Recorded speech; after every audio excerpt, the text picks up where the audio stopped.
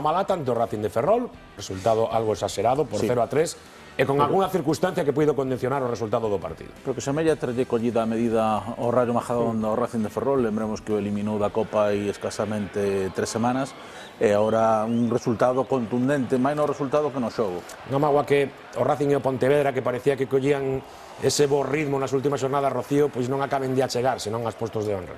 Sí, era o que falábamos semanas atrás, que parecía que estaban a ter esa regularidade para estar na parte alta, pero nada máis lonxe da realidade, pois nestas últimas semanas non están a ter bons resultados, e iso está a facer que se alonxen un pouquiño dos postos de playoff, pero ao final esta liga de segunda B é un pouquiño así, se enlazas 2 ou 3 resultados positivos volveste a enganchar.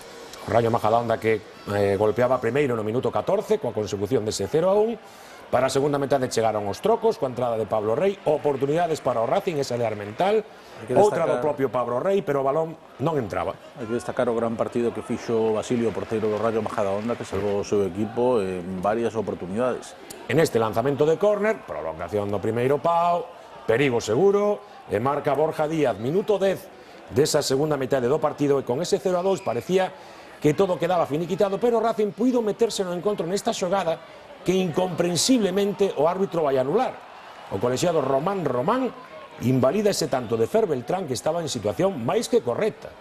Pero mirade, por 2 metros prácticamente. Este é un erro do asistente. Un erro clarísimo, ademais dos que últimamente os asistentes non acostuman a cometer, porque fan unhas labores difíciles, complicadas, e normalmente ben feitas, pero neste caso o erro é clamoroso. Despois chegou ese penalti, co que finalmente chegaría o resultado definitivo de 0-3, a transformación por parte de Llorente e a derrota, xa digo, máis contundente no marcador que no que foi no xogo para o Racing de Ferrol ante o Rayo Majadahonda.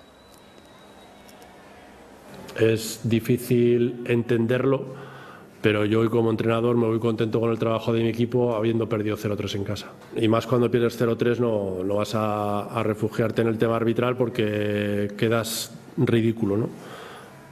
Pero que una vez más te vas de Amalata con la sensación de que en ese equilibrio de cosas a favor o en contra, otra vez has estado en contra. Llevamos así una vuelta entera, ¿vale?